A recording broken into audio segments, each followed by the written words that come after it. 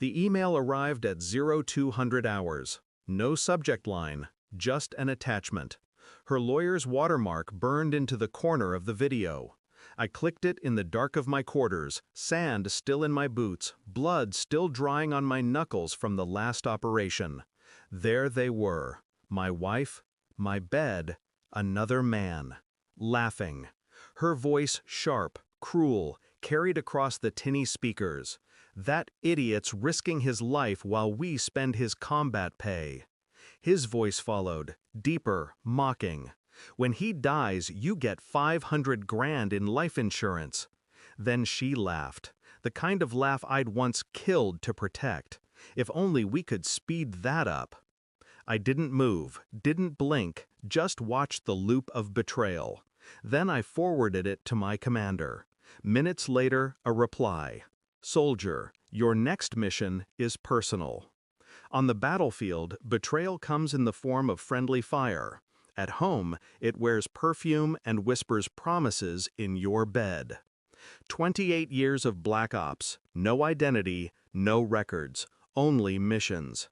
While I was breaking nations apart, she was dismantling me from the inside.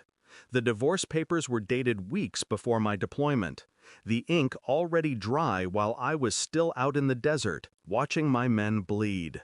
She didn't want me back, she wanted the money. My blood converted to currency.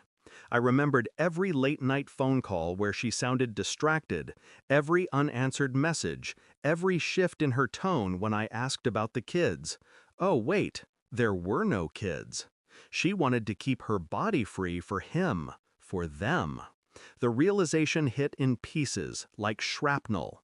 My marriage hadn't died suddenly. It had been rotting slowly, while I was too loyal, too blind to smell the decay. No anger yet, just silence. I started pulling threads. Her credit card statements, hotel charges in towns I'd never been to, dates that lined up perfectly with my deployments. Phone records, his number saved under Jenny, work. The audacity almost made me laugh. Photographs, screenshots, a trail of arrogance left like breadcrumbs. I'd been trained to dismantle terrorist cells, to slip into cities unseen, to study every habit of a target until their destruction felt inevitable. I turned that same training inward, toward her. But this wasn't rage, this was craft. I memorized their routines, when he entered the house, when she called him, how long she stayed on the line after pretending to hang up with me. I didn't confront, I didn't accuse, because confrontation is release, and release is weakness. No, I would hold it, let it sharpen, until the blade was ready. The night I returned home, I wore silence like armor. She opened the door, fake surprise plastered across her face, kiss on the cheek, perfume heavy, masking sweat that wasn't mine. He was there too, not even hiding, sitting in my chair, drinking from my glass. I set my duffel down, unzipped it, and pulled out a single envelope. "Open it," I said. She hesitated. He smirked, confident, like a man who thought he'd won. Inside, everything. Bank records, messages, photos, the video her lawyer had so proudly sent me. Her face collapsed. His smirk faltered. Her lips moved, desperate. "No," I said, voice flat, cold. "You can't." She reached for me. I stepped back. "You ruined yourself," I told her. I just watched.